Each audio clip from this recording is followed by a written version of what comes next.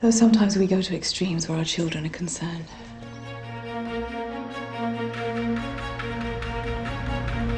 To be a mother is to bring life into the world. But on Game of Thrones, it's just as much an experience of death. She was mine, and you took her from me.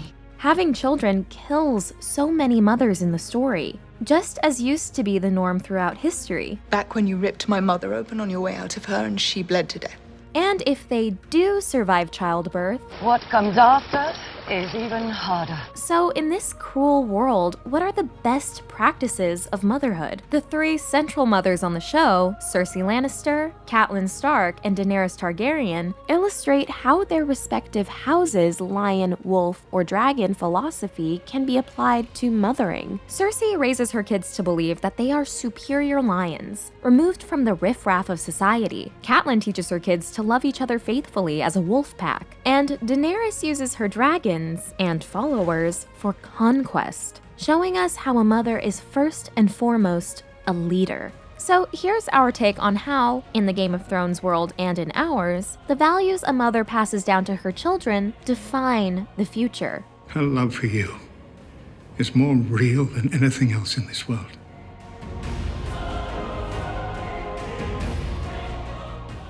Before we go on, we want to talk about this video's sponsor. Skillshare is an online learning community where you can learn everything from video editing to business strategy, coding, or lucid dreaming. They offer 25,000 online classes from famous teachers at the top of their field. And right now, Skillshare is offering our viewers 2 months access to all their classes for free. But that's only if you're one of the first 500 people to click the link in the description below.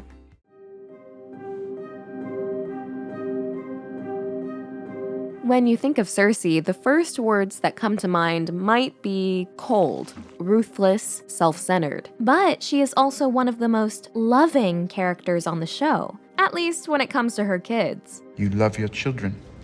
It's your one redeeming quality, that and your cheekbones. She epitomizes a mother's bottomless, unconditional love. I used to spend hours looking at him. His wisps of hair. Tiny little hands and feet. In all its intense ferocity. I will burn their cities to the ground if they touch her. Unfortunately, the lesson she teaches about parenthood is that love alone does not make you a good mother. You never love anything in the world the way you love your first child. Doesn't matter what they do. Cersei raises her children to believe they are golden lions, better than everyone else, with a special destiny. They will all come to you, little lion, to rest a crown upon your head. She inherits this belief in the Lannisters' superiority from her father, Tywin. A lion doesn't concern himself with the opinions of a sheep. So we can see how foundational parenting philosophies get passed down from generation to generation. Years and years of lectures on family and legacy. As William Blake put it, one law for the lion and ox is oppression. And Cersei teaches her kids that Lannister lions shouldn't feel themselves restrained by the same rules that apply to lesser beings. For one day, all the beasts will bow to you. We see the result of imparting this over-the-top sense of entitlement in Joffrey. You are my darling boy, and the world will be exactly as you want it to be. Demonstrating that truly unconditional love, absent any discipline, can be bad for a child. He doesn't listen to me. It's hard to put a leash on a dog once you've put a crown on its head. And her total indulgence leads to her child failing to respect her as well. My mother's always had a penchant for drama. Facts become less and less important to her as she grows older. Cersei's other two children, Myrcella and Tommen, are sweet and well-behaved. Tommen and Myrcella are good, decent children, both of them. But the way her excessive love ruins them is by keeping them too innocent and sheltered. Her insular parenting style makes them overly trusting and susceptible to manipulation. They don't see threats coming in this world of schemers and backstabbers. And they aren't resilient enough to endure serious hardship. As strategic and devious as Cersei herself is, she hasn't passed on these survival skills to her children, rendering them incapable of making it in the Seven Kingdoms. After Tommen becomes king, Cersei manipulates, sidelines, and lies to him, clearly thinking of herself as the real monarch. I am the queen! Instead of teaching him to be a strong ruler, she makes him feel small and inadequate.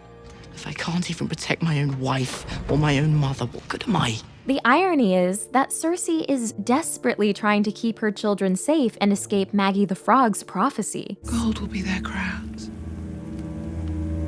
Gold, their shrouds. But Cersei's mistake is thinking she can protect them. It's so wonderful to have her watching over you.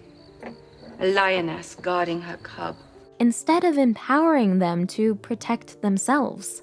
Grace, the Queen sent me to bring you back to the Red Keep. Meanwhile, because Cersei believes a mother should care only about her children, Love no one but your children. through her we see the danger in making your kids the center of your world. If it weren't for my children, I'd have thrown myself from the highest window in the Red Keep. They're the reason I'm alive. Kids inevitably grow up and need to make lives without their mother at the center of them. But overbearing Cersei is a perfect guide to what not to do when you become a mother-in-law. Look at this shot of Cersei at Tommen and Marjorie's wedding. She's in between them, refusing to let anyone be closer to Tommen than her. Threatened by her son's happiness, Exhausted, to be honest, but what could I expect? He is half lion, half stag. she arms the High Sparrow in order to lock up his bride. My son needs me now more than ever. Get out, you hateful bitch! She succeeds in destroying her daughter-in-law, but this brings about great suffering for herself and ultimately costs her her son. Cersei's excessive love for her kids is an extension of her narcissism. Have you ever known your mother to like anyone aside from her children? These children conceived through twincest are quite literally a product of Lannister self-love. Cersei's motherly love is actually quite selfish and self-serving a lot of the time. She feels her children belong to her. And no one can take that away from you, not even Joffrey. How it feels to have someone. Someone of your own. She puts her control over her children before their own good. I didn't want to come here, but she told me to. I did what she said. I did my duty, and now she's forcing me to go back? Moreover, she demonstrates that how we act towards ourselves inevitably shapes the way we act toward our children and the messages we unthinkingly send them. Just as she does for herself, Cersei refuses to check her children's worst impulses, defensively fends off any criticism, and tries to shut them off from anyone outside of immediate family. Everyone who isn't us is an enemy. Thus, to be a good mother, it's important to be conscious of the example you set, because any parent is first and foremost a role model.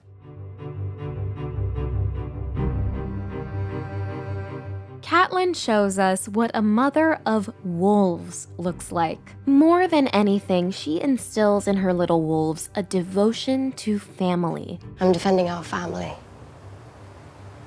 So is she. And long after she's gone, we see the results of her parenting embodied in the Stark kids' loyalty to their pack. Family, duty, honor. Those are Tully words, your mother's. Catelyn herself is born into House Tully, which makes her a fish. But over the years, she grows into a true mother wolf. Find him with every chain you can find. Become a real she-wolf in your later years. There's not much fish left in you. In the Stark's early years, Catelyn imparts a positive model for a stable home life through her strong marriage with Ned. Love didn't just happen to us. We built it slowly over the years, stone by stone. She molds her young into mature, capable, independent people through supportive but grounded attention. And she balances giving them a carefree childhood 10 is too young to see such things. with passing down her knowledge of the realities of the world when her kids come of age. I don't trust Lord Greyjoy because he is not trustworthy. Robb values his mother as an intelligent advisor, while Catelyn generally respects that her son is the king in the north, and her role is to counsel rather than control him. This is a striking contrast to how Cersei shelters, disempowers, and lies to her sons on the throne. In Season 6, Jaime compares Catelyn to Cersei. She loved her children. I suppose all mothers do, but Catelyn and Cersei. There's a fierceness you don't often see. But the difference between the two is that Catelyn has shaped her children into resilient, resourceful individuals, giving them the tools they need to go on without her. I'm your brother. I have to protect you. Right now, I have to protect you. She makes mistakes. All this horror that's come to my family. It's all because I couldn't love a motherless child. Yet, for the most part, she gives her children the right advice. I want you to promise me no more climbing. Even if they don't always listen. And I ignored your advice. Now Winterfell is burnt to the ground. The north is overrun with Ironborn, and Bran and Rickon are gone. The tragedy that befalls Catelyn and her children, in spite of all she does right, illustrates a difficult truth, that a mother can't always protect her children from a dangerous world. How many times did Bran or Rickon stare across the moors of Winterfell waiting for me to return? I will never see them again. Still, most of her wolves prove strong enough to endure enormous hardship, unlike Cersei's coddled lions. So Catelyn illustrates that the proof is in the pudding. The ultimate test of a mother is how well she prepares her children to survive and thrive when she no longer can be with them.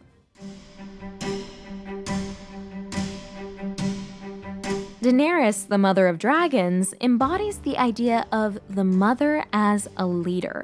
Her dragon style of parenting involves setting an example of strength and inspiring her children to become strong themselves. In our culture, the identities of mom and career woman are so often framed as conflicting. But in Daenerys, the leader takes the form of the mother archetype. She shows what it is to be a mother to a people, to embolden them with a greater vision of tomorrow. As Daenerys begins liberating slaves, she goes from being Khaleesi to Misa. It means mother. And like Catelyn, she empowers her symbolic children to find their own purpose and strength, instead of encouraging them to be dependent on her. Dervi Jerry Sitibilos daor. Gemele Meli Sitibilos. Lomiri Ziri. Mesmalgon Bestila. The success that this strategy brings Daenerys in her quest for the throne shows that healthy mothering and inspirational leadership share many of the same principles.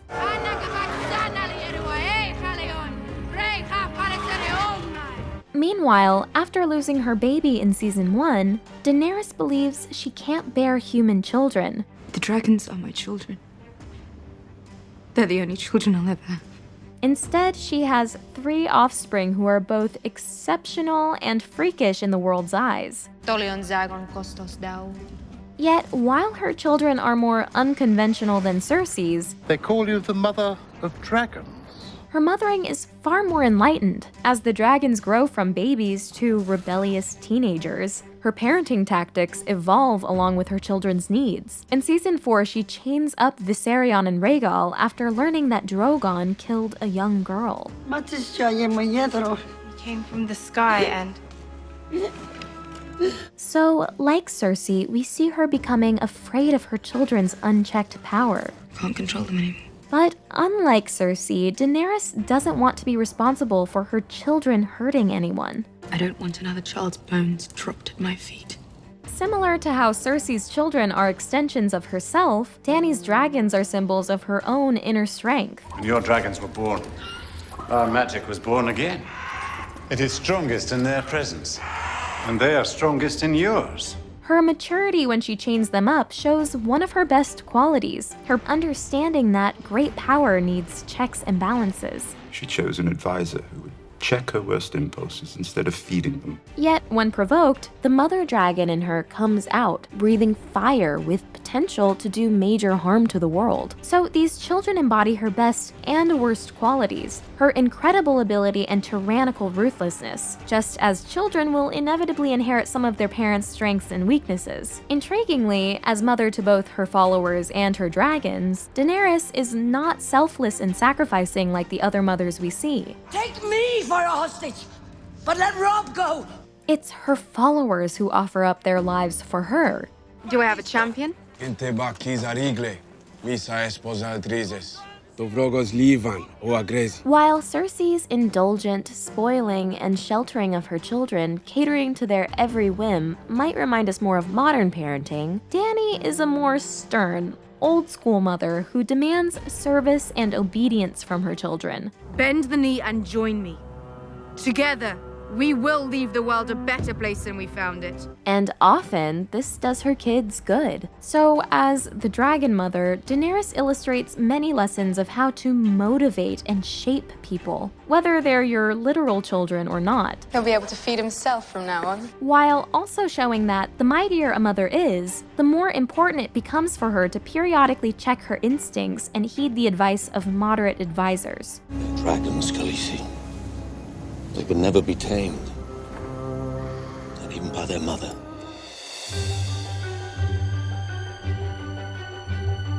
Before we finish up, we want to devote a little time to the lessons we learn from the other mothers on Game of Thrones. Catelyn's sister, Lysa Arryn, is a cautionary tale of the overprotective mother. Her desire to keep her son Robin safe is natural in this dangerous world. You fear for the safety of your son. Of course I fear for the safety of my son. But her excessive attachment infantilizes and stunts him. Selyse Baratheon embodies the opposite danger, not loving your child for who they are.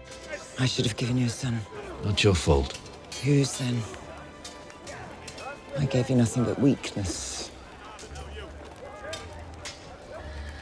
And deformity. Thus, she shows the perils of clinging to a fixed idea in your head of what your child should be. Gilly is a model of resilience and improvisation as a mother. She gets her baby out of a bad, seemingly hopeless situation and gives him a far better life than she had. I want to save my baby's life. Can you do that? Reminding us that a parent needs to adapt. Olenna Tyrell embodies a grandmother's total acceptance of her progeny. She'll do whatever it takes to protect her young roses. You don't think I'd let you marry that beast, do you? Even more importantly, she adds humor and happiness to their lives, reminding us that a special mother balances practical concerns with a sense of levity. As to your fathead father. Grandmother, what will Sansa think of us? She might think we have some wits about us. Finally, Ilaria Sand reminds us that a parent's choices out in the world inevitably come back to be felt by her children. If you hurt someone else's child, it will put your kid in danger. Your daughter will die here in this cell, and you will be here watching when she does. One key similarity between Catelyn, Cersei, and Daenerys is that they all lose their mothers at a young age. My own mother died on the birthing bed.